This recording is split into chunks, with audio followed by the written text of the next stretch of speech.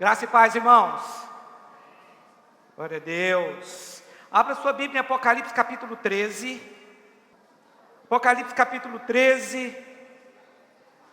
Nós já estamos nessa série sobre a volta de Jesus, já tem alguns domingos. Provavelmente na próxima semana eu consigo encerrar essa série sobre Apocalipse. Sei que alguns aí podem estar dizendo amém, glória a Deus. Mas é importante essa sequência que nós estamos ministrando, que nós estamos pregando, porque nós jamais fizemos isso aqui numa sequência tão grande como essa e de forma tão detalhada. Bom lembrar que nós temos muito falado também, nós começamos essa série em virtude do acordo de paz que nós estamos vendo acontecer entre Israel e o mundo árabe. Esse acordo de paz, ele não é o acordo final, que está lá em Daniel capítulo 9, 27, mas nós já estamos percebendo uma coalizão de alguns países com Israel, que faz parte ali do último império que vai surgir no tempo da tribulação. Esse último império, ele é simbolizado por 10 dedos, 5 de barro e 5 de ferro, que simboliza que 5 países serão países ricos, fortes, e 5 países vai ter uma certa fragilidade. Nós percebemos que essa coalizão, ela começou.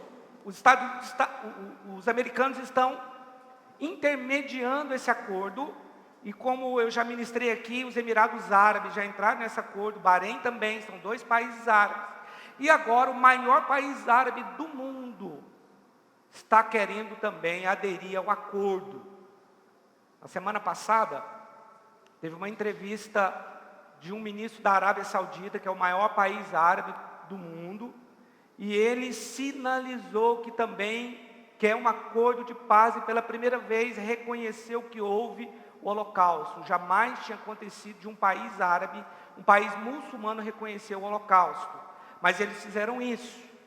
Além disso, eles também criticaram os palestinos por não querer aceitar os acordos que estão sendo feitos. Isso é algo inédito, só a nossa geração viu isso. Só mostra que provavelmente nós somos a geração do fim. Nós não podemos cravar que somos, mas parece que essa coalizão que está acontecendo tem a ver com o que está escrito em Daniel capítulo 2, quando fala ali da estátua, do sonho de Nabucodonosor, quando ele viu ali uma cabeça de ouro, e lá no final, os pés de ferro e de barro. Aquela estátua simbolizava os 5 impérios que iriam surgir a partir do Império Babilônico, que era o império do qual Daniel fazia parte.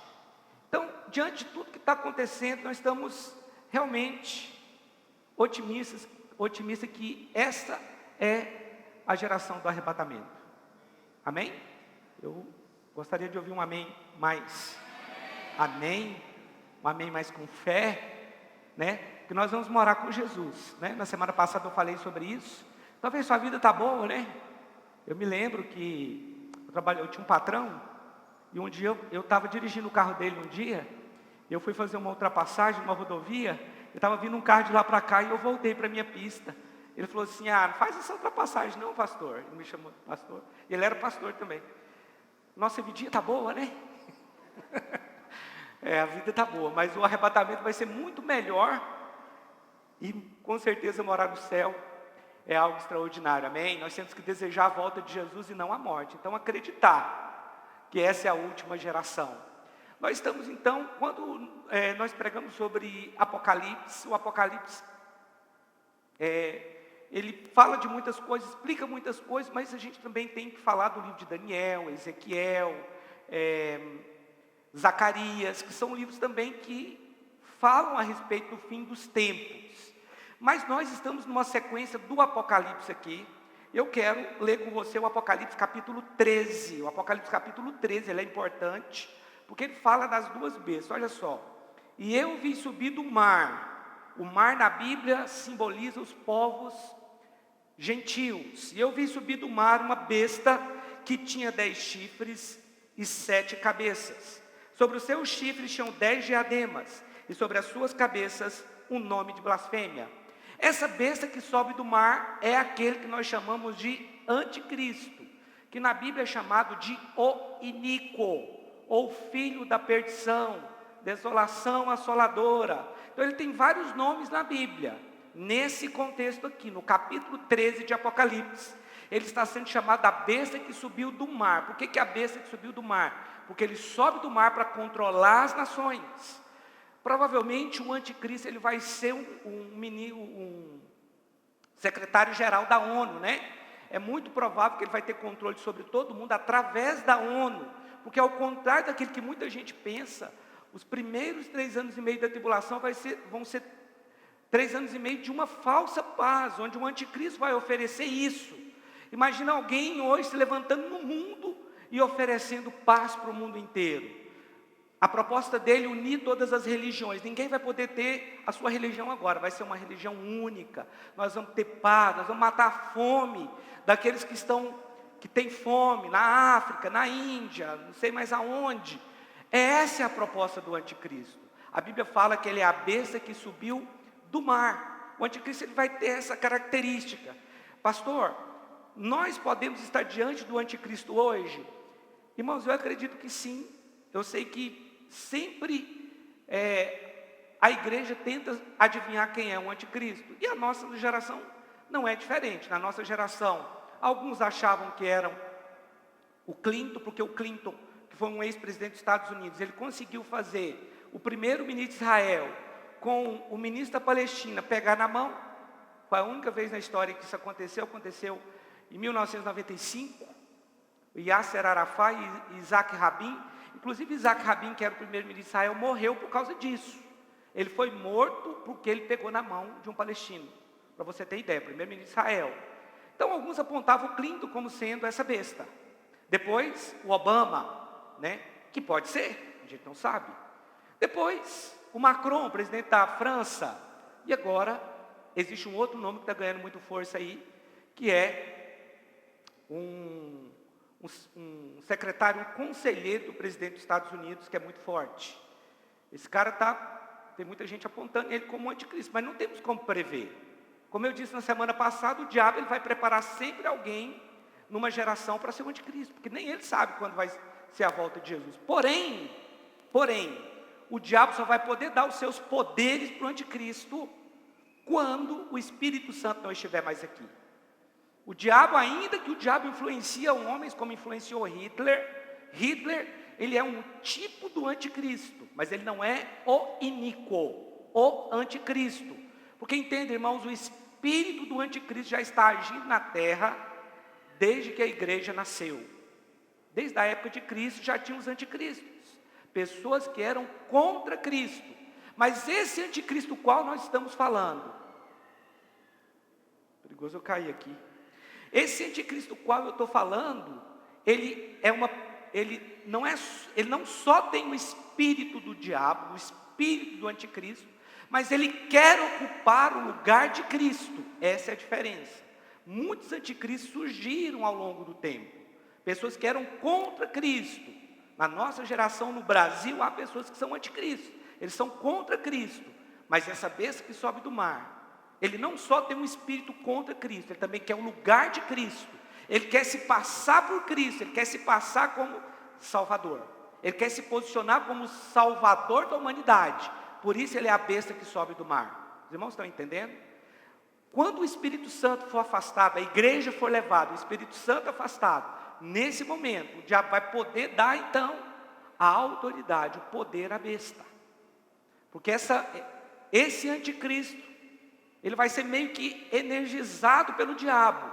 A Bíblia fala que a besta que sobe do abismo, a besta que sobe do abismo é o diabo, ele vai dar poder ao anticristo. Ele vai dar o seu poder, o seu trono e a sua autoridade ao anticristo.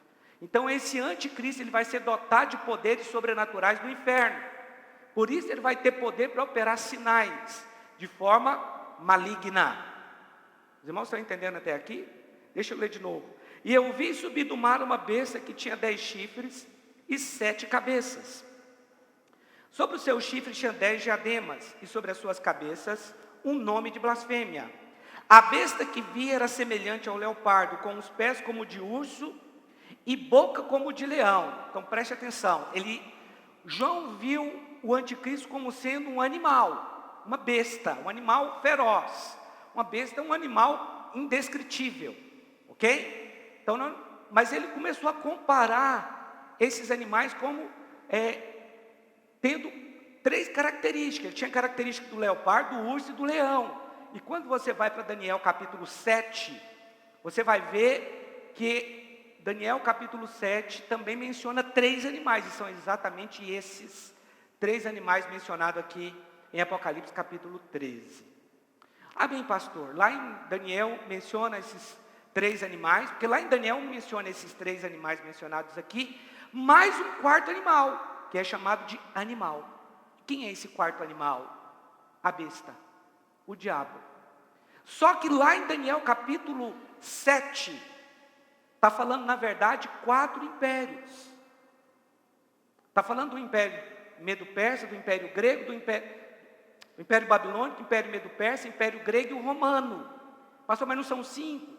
Sim, o último império que vai surgir no período da tribulação, que nós já estamos vendo acontecer hoje, é o império babilônico, é o império romano ressurgindo.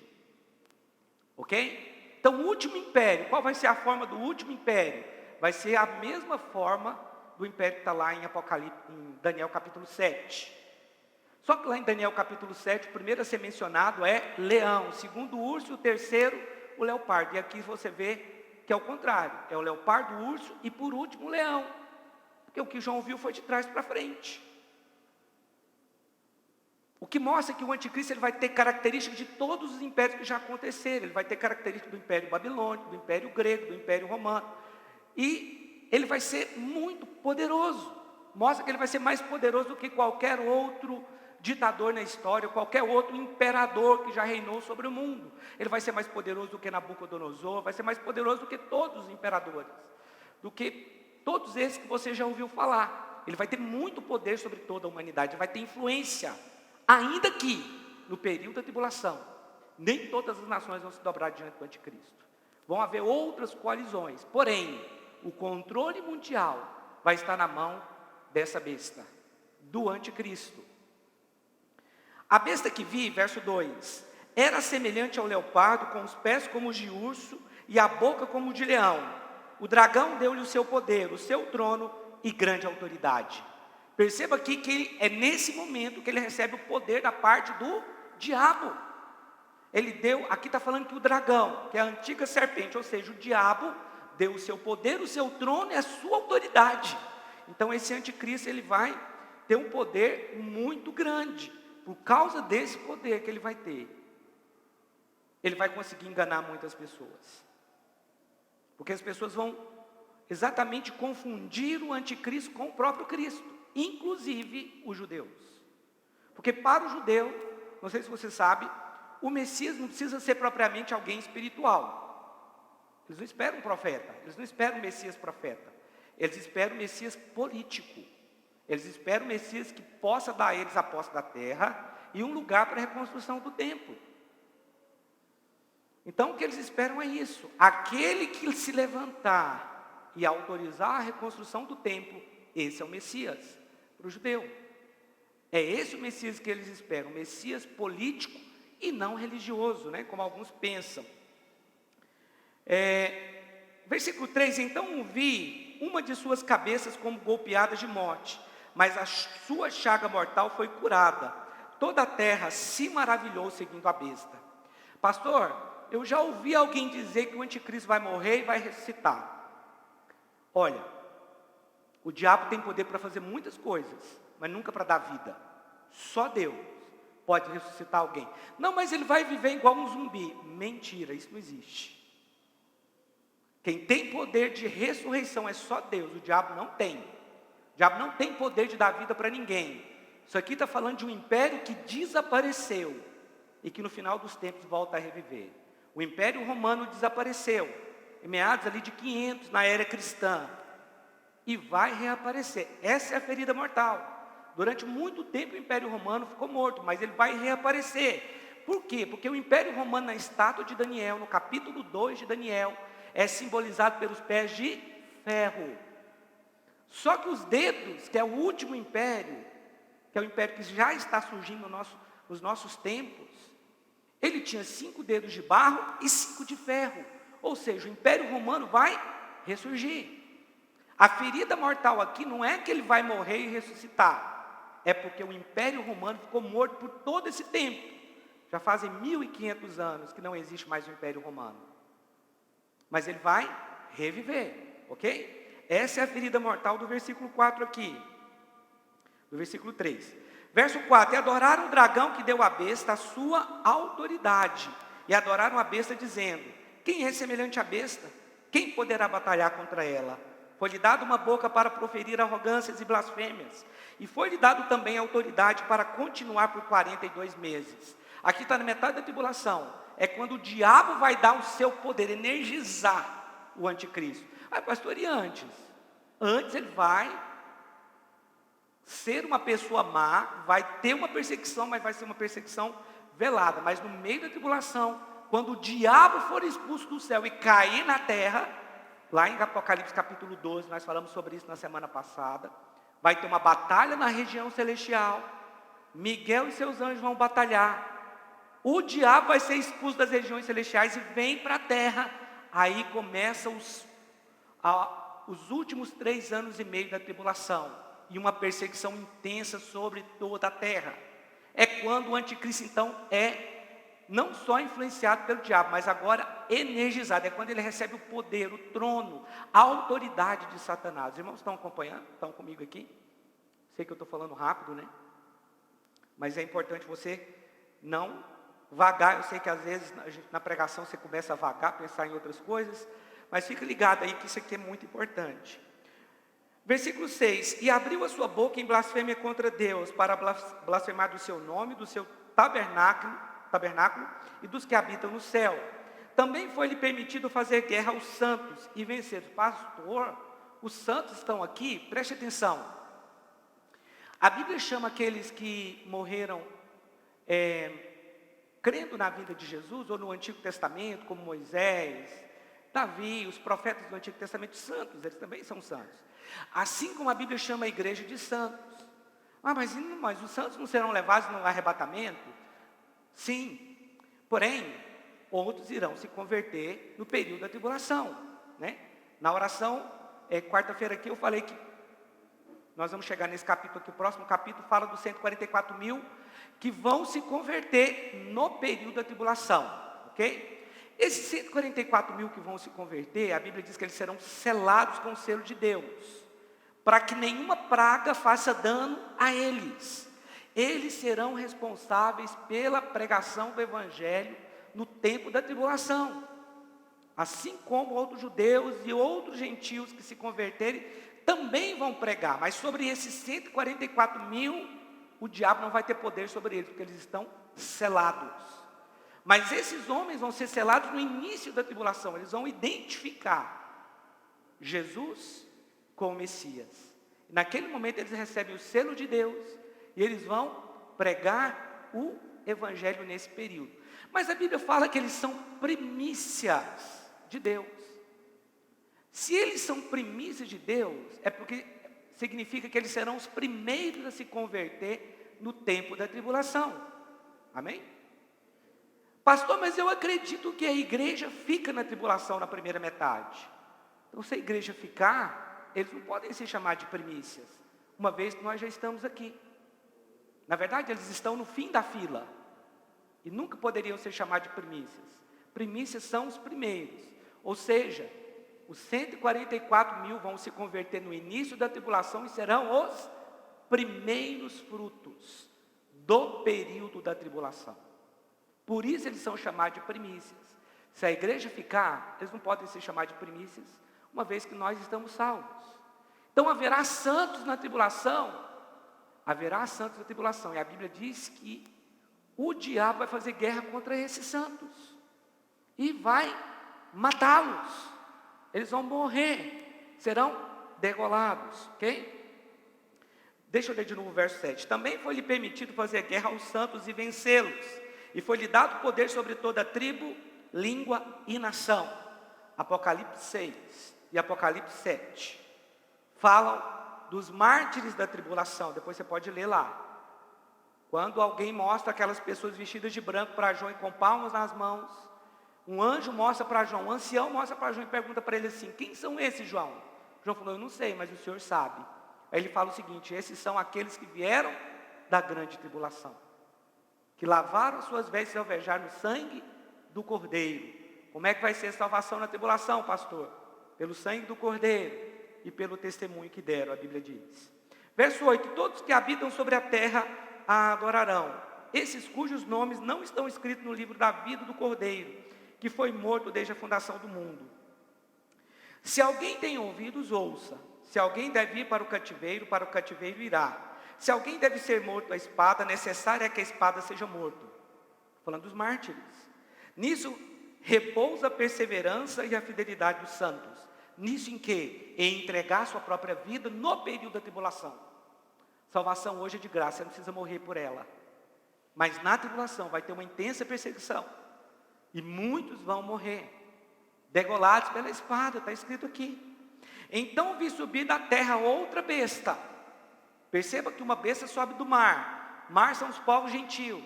Agora vem uma outra besta que sobe da terra. Quem é esse? Quem é essa besta? É o falso profeta. Que terra? Porque a tendência aqui é nós pensarmos que alguém surge da terra, né? Do solo. Mas essa terra aqui pode estar se referindo à Terra Santa, que mostra que o falso profeta deve ser um judeu. Deve. Isso aqui é uma especulação, amém, irmãos? Que não está claro. Então vi subir da terra outra besta que tinha 2 chifres, semelhantes a de um cordeiro, mas falava como dragão. Eu sei que você pensou que a besta podia ser um argentino, mas a Bíblia indica que dá a indicação de que não é. Quem tem ouvido para ouvir, ouça. Sei que os irmãos não entenderam a piada, não? Então vi subir da terra outra besta que tinha 2 chifres, semelhantes aos de um cordeiro, mas falava como dragão. Por que ele era semelhante a um cordeiro? Porque ele falava coisas aparentemente boas, de paz, religião, paz, todo mundo junto, amor. Sabe aquela defesa ao amor? Mas nós temos que amar, mas isso e aquilo. Você pode confiar nesse tipo de mensagem. Pastor, mas não temos? Temos, mas você não precisa falar, você tem que fazer. Pastor, a nossa igreja precisa amar mais. Ok, você está amando? Então comece por você. Pastor, aqui na igreja ninguém abraça. Pois é, então comece a abraçar. Espera acabar a pandemia e comece a abraçar. Você não precisa ter o discurso, você tem que ter a prática. Mas esse discurso do amor, das religiões, somos todos irmãos, somos todos filhos de Deus, esquece, falácia. A Bíblia não diz isso. A Bíblia diz que a todos quantos o receberam, a esses foi dado o direito de se tornar aquilo que ele não era. Ele se tornou filho de Deus, amém? Então nem todos são filhos de Deus não, mas a maioria criatura de Deus. Verso 12: exercia toda a autoridade da primeira besta na sua presença, e fazia que a terra e os que nela habitavam adorassem a besta. Então perceba que aqui essa segunda besta, a besta que sobe da terra, que é o falso profeta, ele conduz a adoração à primeira besta, que é o anticristo. Ele faz com que todos que estão na terra adorem a primeira besta, como se a primeira besta fosse Deus, cuja chaga mortal fora curada, e fez grandes sinais de maneira que até fogo fazia descer do céu à terra, à vista dos homens. Por causa dos sinais que lhe foi permitido fazer na presença da besta, enganava os que habitavam na terra, e dizia-lhes que fizessem uma imagem à besta, que recebera a ferida da espada e vivia. Foi-lhe concedido também que desse fôlego à imagem da besta, para que ela falasse, fizesse que fossem mortos todos os que não adorassem a imagem da besta. E fez que a todos, pequenos e grandes, ricos e pobres, livres e escravos, lhe fosse posto um sinal na mão direita ou na testa, para que ninguém pudesse comprar ou vender, senão aquele que tivesse o sinal, ou o nome da besta, ou o número do seu nome. Aqui há sabedoria. Aquele que tem entendimento calcule o número da besta, pois é o número de um homem, o seu número é 666. Isso aqui é um texto que é muito conhecido de todos, né? O sinal da besta, o número 666. Pastor, isso é um chip? Nós não sabemos se é um chip, mas tudo indica que sim. Hoje fala-se muito na inteligência artificial. O que é inteligência artificial? É você controlar muitas coisas, inclusive na sua casa, através da inteligência artificial. Você liga uma máquina de lavar, se desliga, você acende a luz da sua casa, o seu carro vai ser automatizado, ele vai ser controlado por essa inteligência artificial, né? Você vai entrar no seu carro e não vai precisar de motorista. Pastor, mas isso ainda está longe de acontecer. Já tem carros automatizados nesse sentido, com inteligência artificial. Claro que eles ainda estão em testes, mas nós já estamos vendo acontecer. Está em teste porque esses dias um acabou matando uma pessoa atropelada. Porque quando uma pessoa, por exemplo, tem uma faixa, e a pessoa não respeita a faixa, atravessa, o carro não consegue identificar isso, acabou matando uma pessoa. Por culpa da pessoa, mas já está funcionando. Essa inteligência artificial, a entrada do 5G vai permitir o controle de muitas coisas. É porque às vezes a gente pensa que a entrada do 5G é só uma nova tecnologia que nós vamos ter acesso a ela. Mas não é, irmãos. É muito mais do que acesso a uma tecnologia. É uma tecnologia muito avançada, mas muito, que pode fazer com que as pessoas controlem muitas coisas, mesmo não estando no lugar. Então, é muito provável que o sinal da besta seja realmente um chip. Mas a Bíblia diz assim: aquele que tem sabedoria calcule o número do seu nome.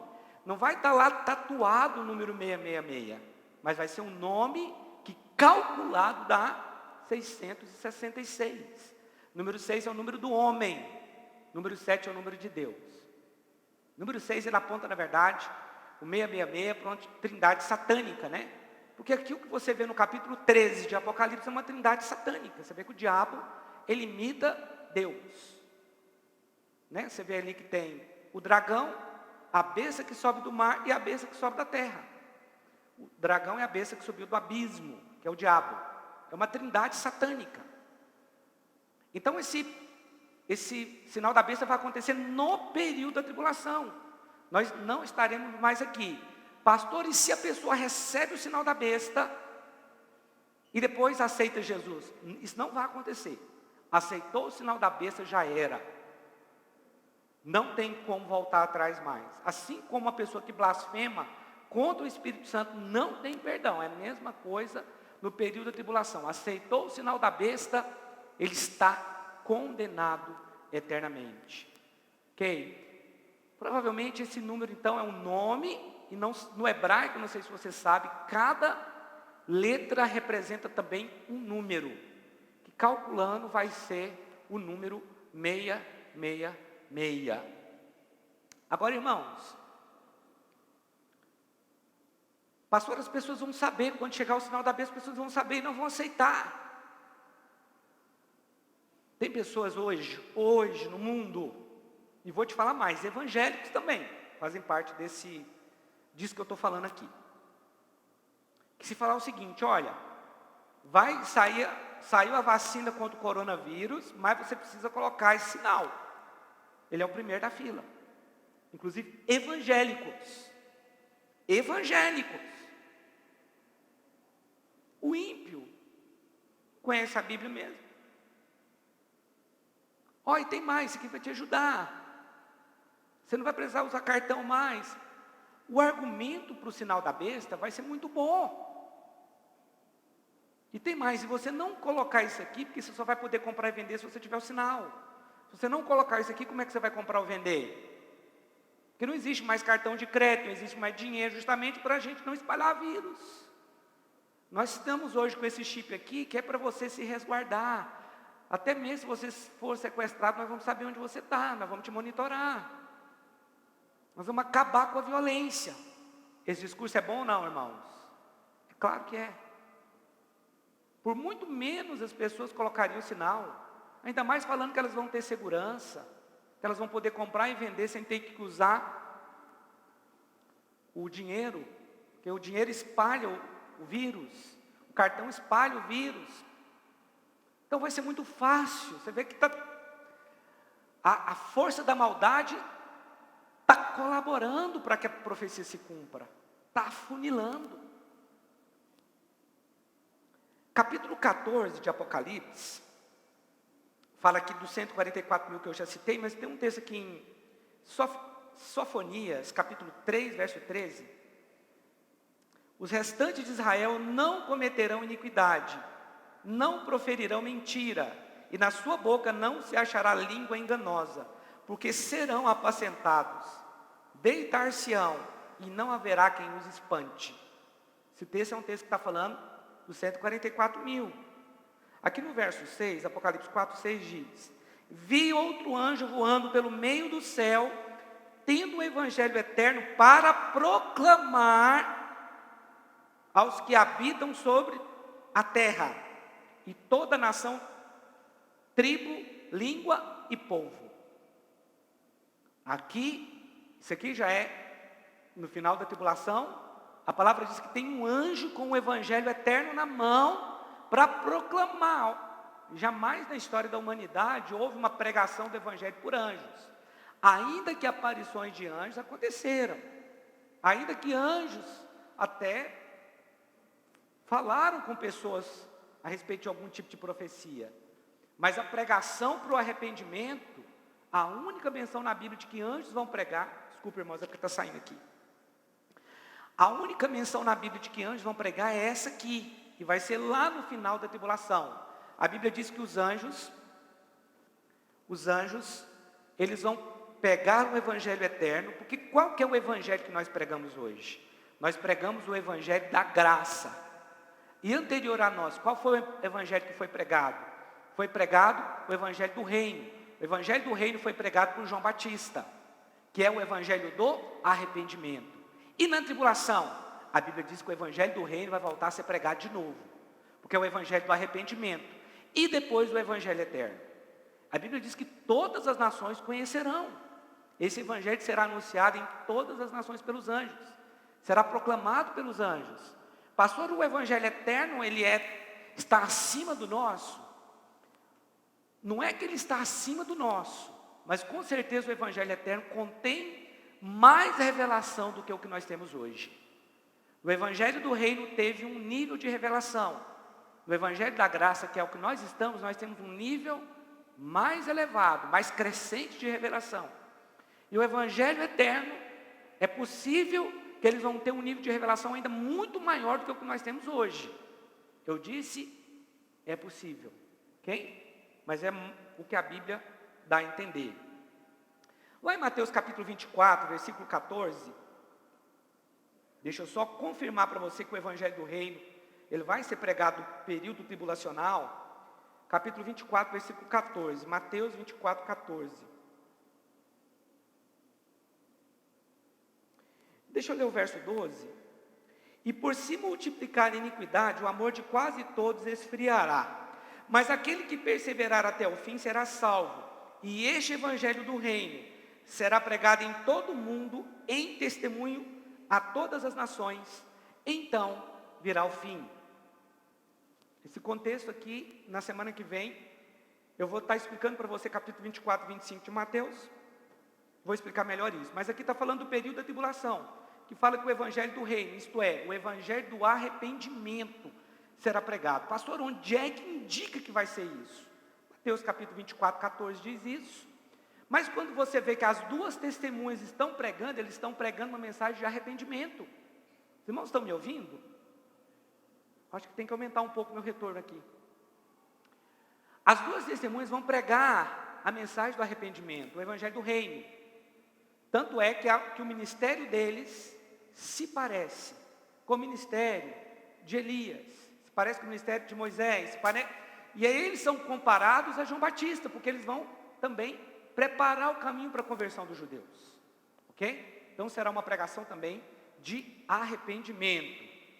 Apocalipse capítulo 16, 15 e 16, fala das últimas pragas de Deus sobre a terra, né? São as 7 taças da ira de Deus, ok? Vamos pular para o capítulo 17, irmãos. Apocalipse capítulo 17.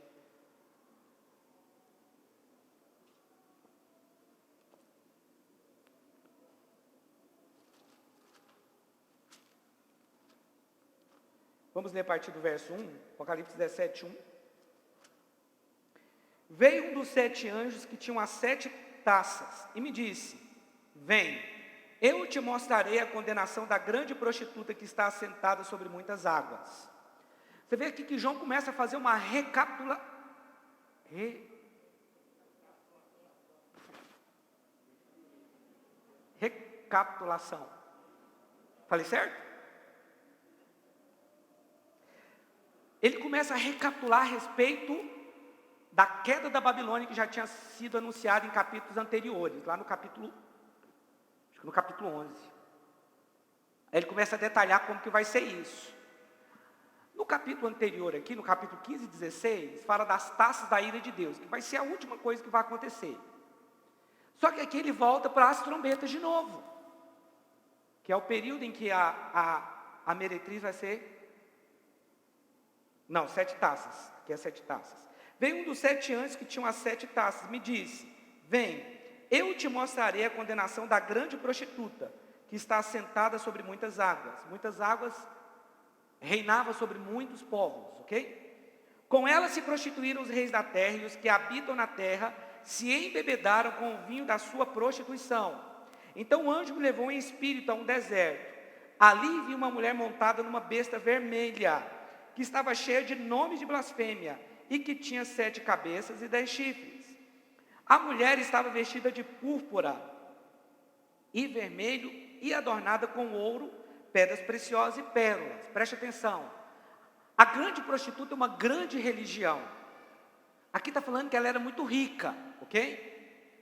Tinha na mão um cálice de ouro, cheio das abominações e da imundícia da sua prostituição.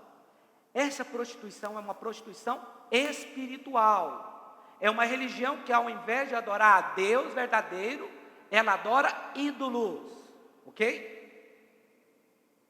Verso 3, então o anjo me levou em espírito a verso 4, a mulher estava...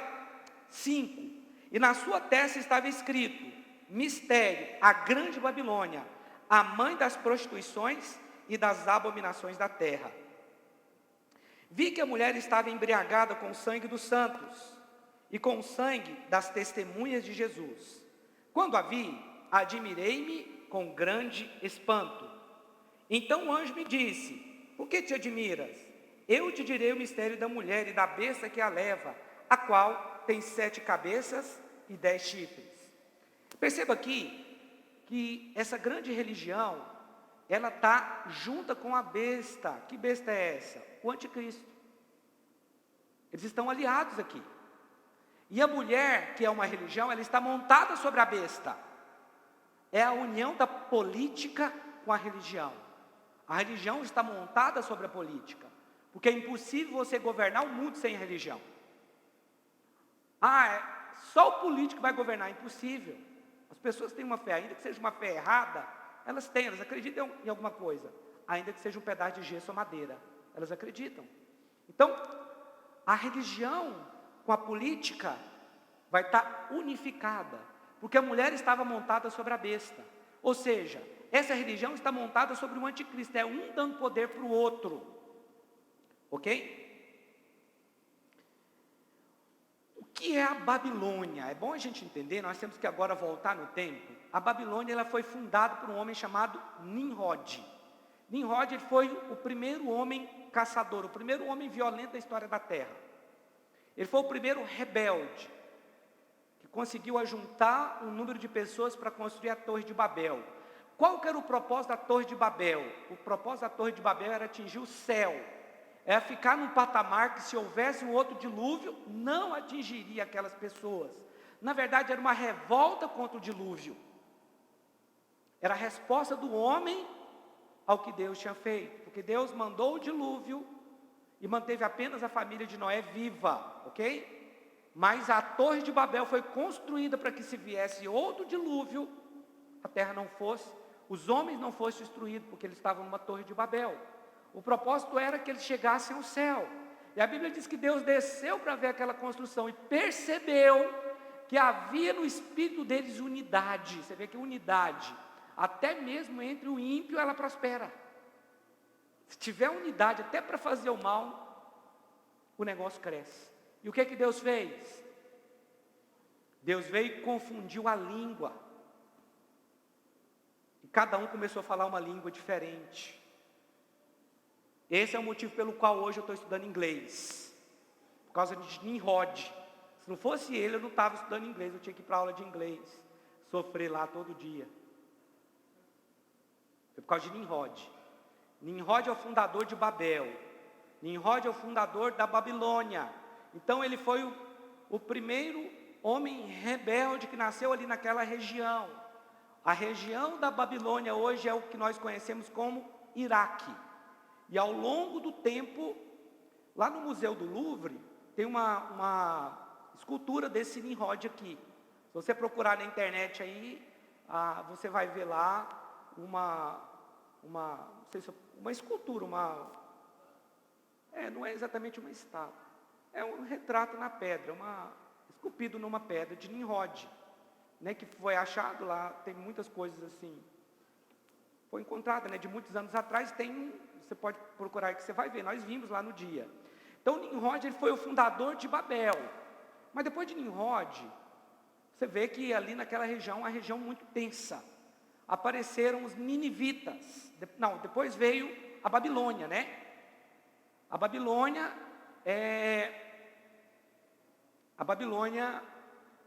foi dominada por Nabucodonosor, foi um imperador mundial. Ele era mau, mas no final da vida dele, ele se converteu. Mas Nimrod, ele foi um grande ditador também que apareceu na mesma região. Depois disso, os ninivitas. Quem são os ninivitas? Lá no Museu do Louvre, eu já tinha pregado sobre isso. E os ninivitas, eles eram maus. Eles jogavam as pessoas para cima e aparavam na ponta da lança. Eles matavam as pessoas, esticando elas de dois lados. Estourava a pessoa. E outros meios aqui que não tem coragem nem de falar. Eles eram muito maus. Semelhantes aos ninivitas, surgiram no nosso tempo agora o Estado Islâmico, que começaram a matar, degolar pessoas, filmava, degolava as pessoas, matavam. Eles são semelhantes aos ninivitas.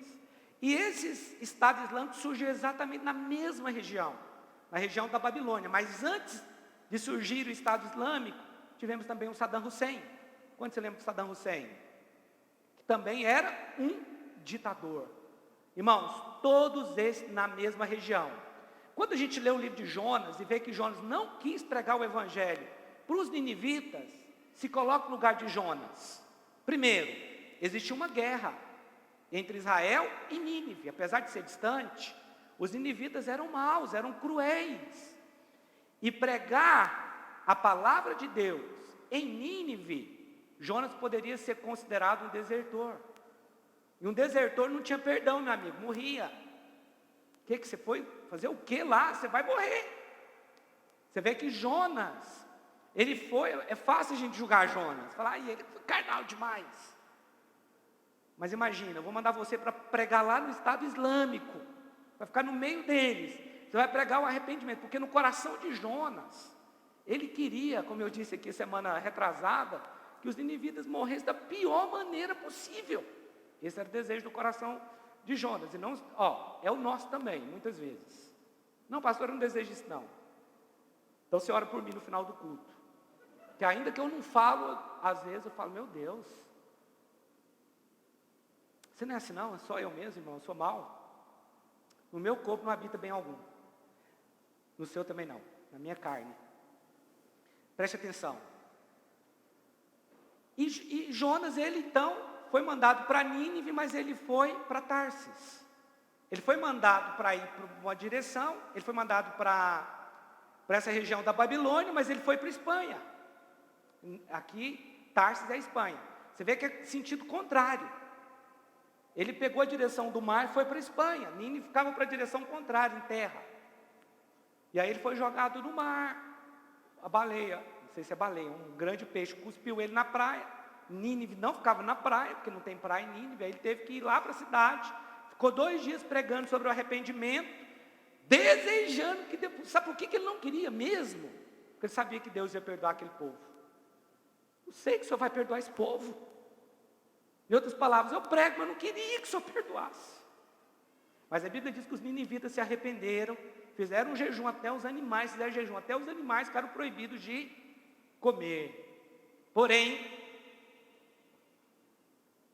70 anos depois, a cidade de Nínive de fato foi destruída. Aí não teve perdão não.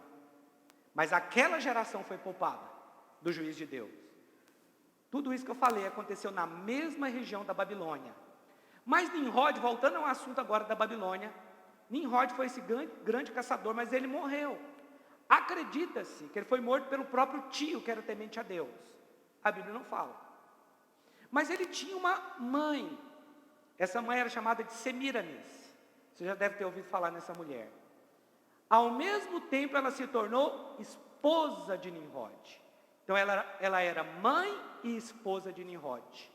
Quando Nimrod morreu, Semíramis, conhecendo as Escrituras, sabendo da promessa de que da semente da mulher nasceria um líder mundial, que era Jesus, um Salvador, ela um dia se encontrou grávida. E ela disse: estou grávida de Nimrod, que apareceu espiritualmente e me engravidou. E ela gerou um filho chamado Tamuz. Quando você olha para a Bíblia, você pensa, isso aí você está falando de mitologia? Não, isso aqui está na Bíblia. Tamuz está na Bíblia. Inclusive, o povo de Israel estava no templo adorando Tamuz. Esse foi um dos motivos pelos quais eles foram cativos para outros povos. Algumas pessoas adoravam Tamuz e outros adoravam a rainha dos céus. Você vai falar hoje da rainha dos céus? Nossa nação, ela tem outro nome, mas ela está aqui. O espírito dessa mulher continua operando, espírito maligno de Semíramis, que é a mesma rainha do céu, é um principado da nossa nação, irmãos. É adorada como se fosse Jesus. É a mesma rainha dos céus. Pastor, mas está na Bíblia sobre a rainha dos céus? Está na Bíblia, sim. Deixa eu só ver onde é que está aqui. Ezequiel capítulo 8, verso 13.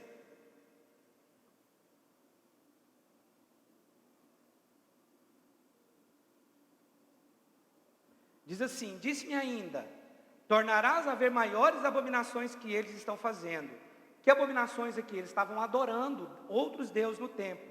Levou-me à entrada da porta da casa do Senhor, que está do lado norte. E eis que estavam ali mulheres assentadas, chorando a Tamuz. Tamuz, filho de Semíramis. Ok? Jeremias capítulo 44. Jeremias capítulo 44, versículo 17.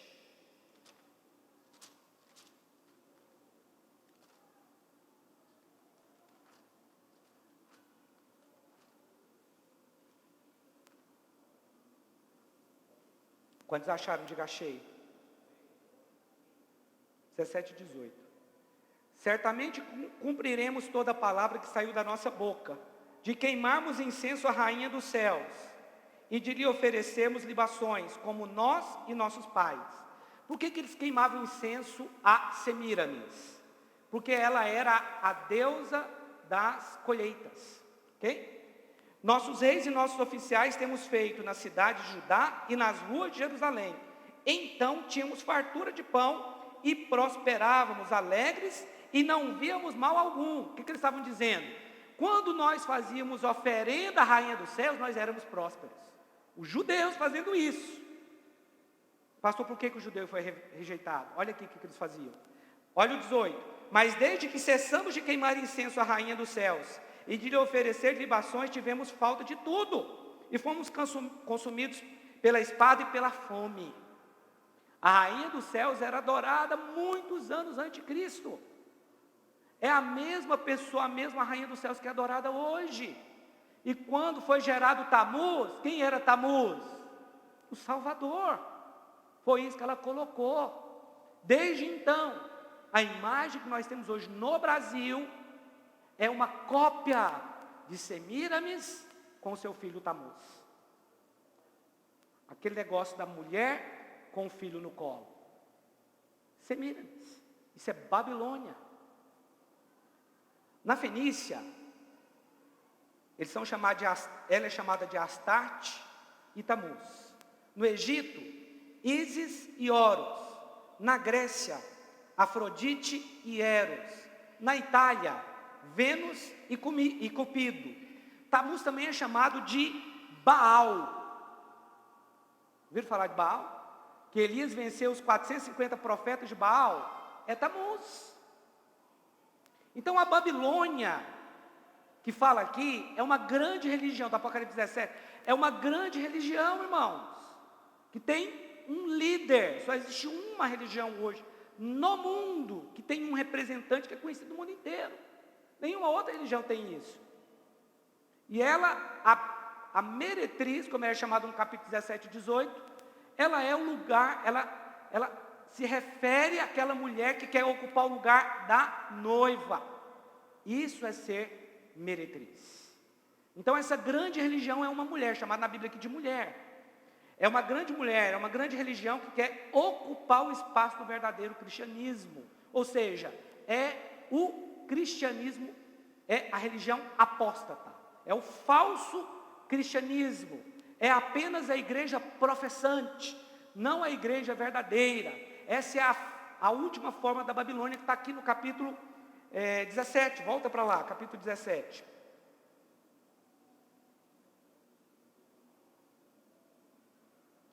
Vamos ler o verso 6. Apocalipse capítulo 17, verso 6.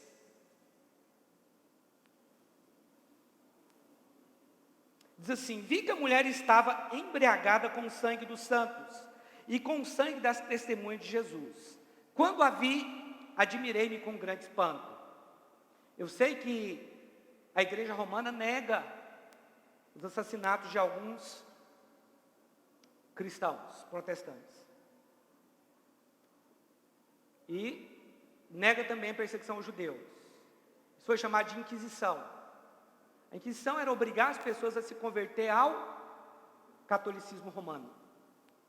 E quem não se convertesse era chamado de herege, fosse ele judeu ou evangélico. Por causa disso, muitos judeus foram expulsos da Europa, porque a Inquisição começou ali, Espanha, região da Europa ali.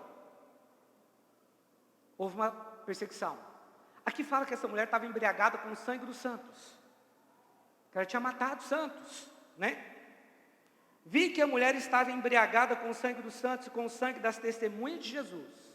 Muitos irmãos nossos morreram por causa dessa perseguição. Quando a vi, admirei-me com grande espanto. Então o anjo me disse: por que te admiras? Eu te direi o mistério da mulher e da besta que a leva, a qual tem 7 cabeças e 10 chifres.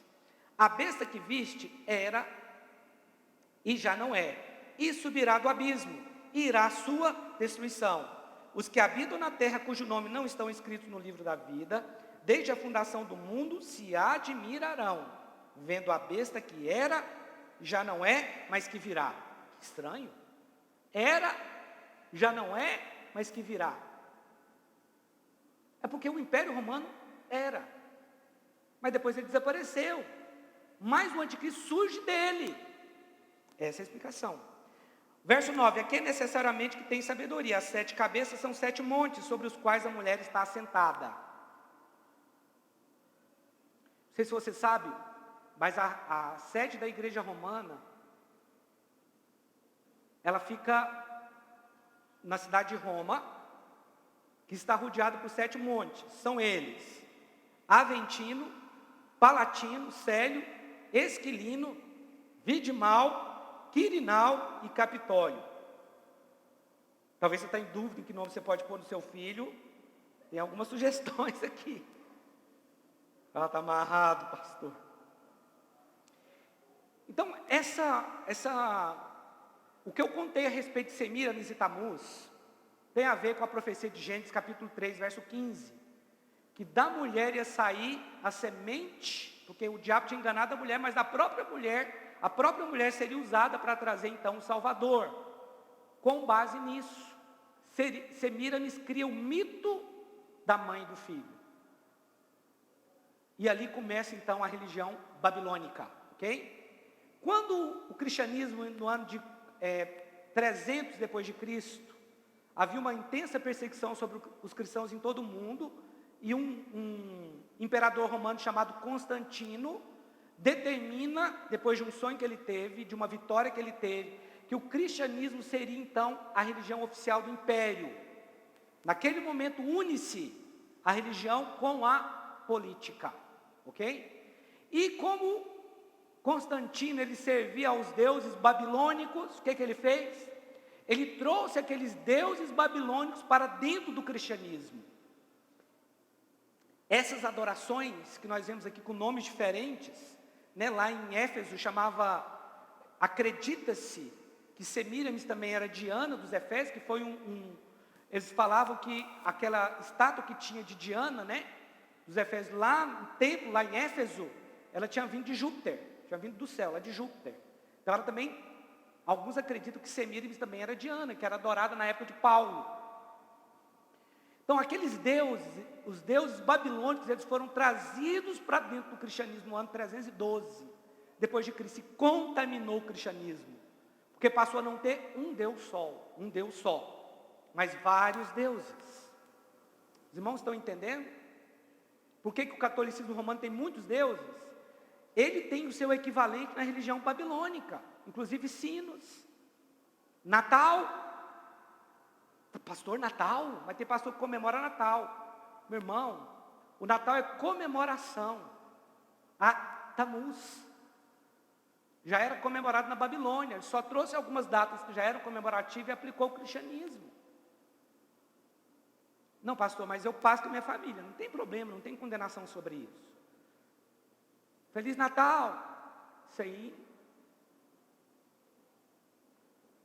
Então a Babilônia, capítulo 18, deixa eu pular aqui para o 18 agora e a gente já vai encerrar. A Babilônia é essa falsa religião, que já tem uma força hoje, mas que vai ganhar muito mais força no período da tribulação. Porque ela vai se unir à tecnologia, vai se unir ao anticristo, vai se fundir à política, assim como já é hoje, porque o Vaticano, ele é ao mesmo tempo uma instituição religiosa e um país ao mesmo tempo, ok? Inclusive tem um cara que está sendo caçado porque ele acabou vazando alguns documentos do Vaticano, e se ele pisar no Vaticano, ele pode ser preso. O Papa, ele não é só um líder religioso, mas ele também preside o Vaticano. Perceba que é a união da política ali com a religião também. O nome disso é Babilônia.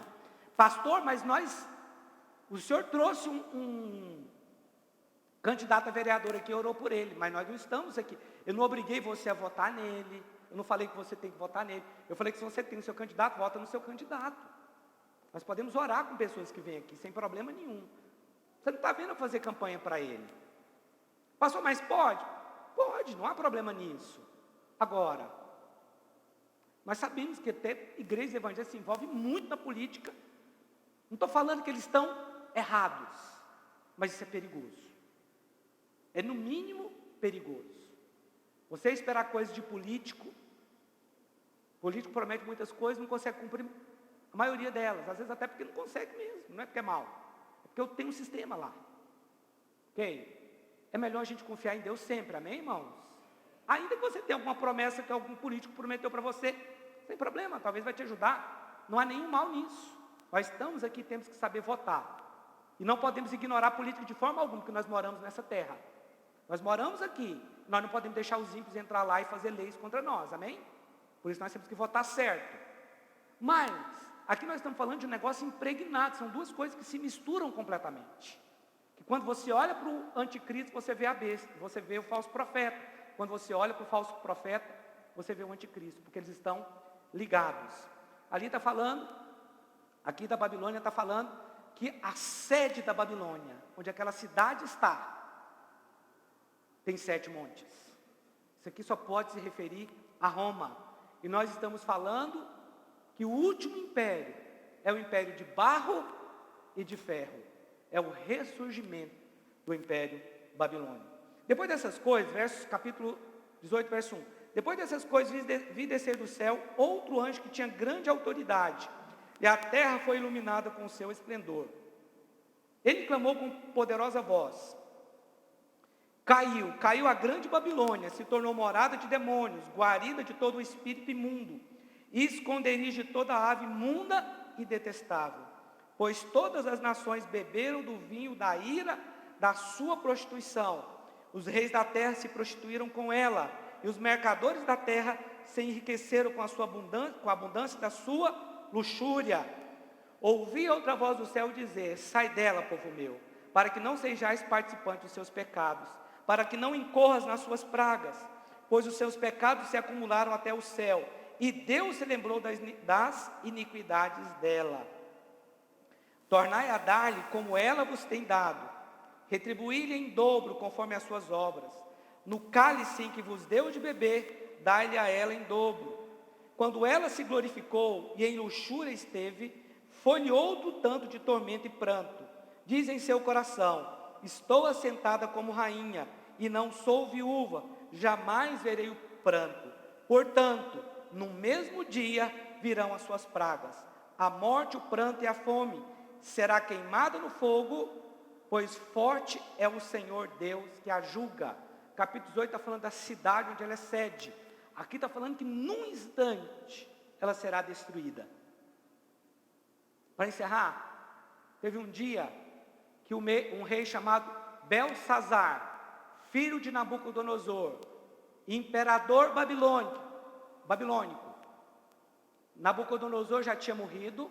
Belsazar então agora era o grande imperador. Daniel estava naquele império, e eles eram um império muito poderoso, e começaram a beber. Mandaram trazer os utensílios do templo, que tinha sido saqueado quando a Babilônia invadiu Israel 70 anos antes.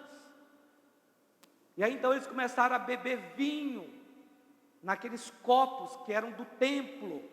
E aí uma mão começou a escrever na parede, e aquele imperador chamado Belsazar ficou com muito medo de ver aquela mão escrevendo. Imagina você ver uma mão escrevendo, não tem corpo, não tem nada, só aquela mão.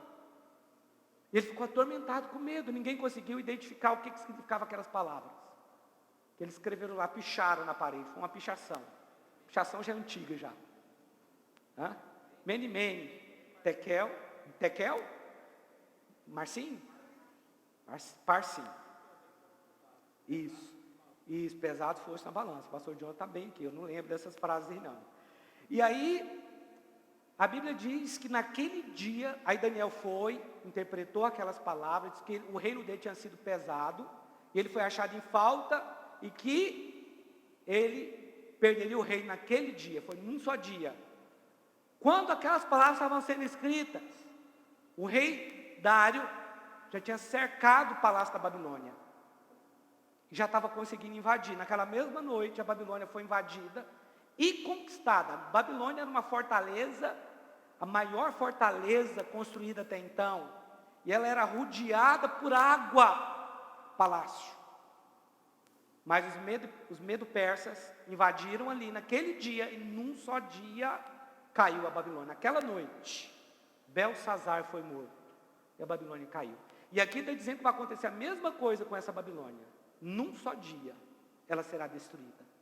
A ponto das pessoas olharem para aquela grande cidade e falar: ai, coitada da grande Babilônia. Uma cidade tão grande, tão bonita lá, vai subir na fumaça da grande Babilônia. Porque Deus virá e vai tratar com essa Babilônia. Os irmãos entenderam? Queria pedir para você ficar de pé.